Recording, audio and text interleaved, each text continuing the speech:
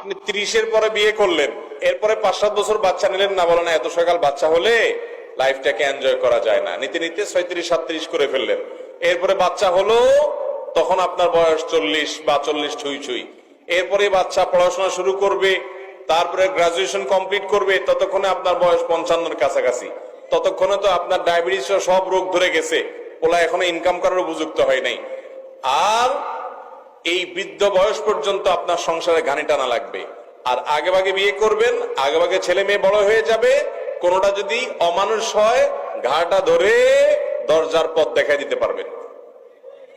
আর যখন বৃদ্ধ বয়সে অমানুষ হয়ে যাবে, আপনি তখন নিজে অকর্মা, আর কিচ্ছু করার নাই, ওর জুলুম সহ্য করা ছাড়া উপায়।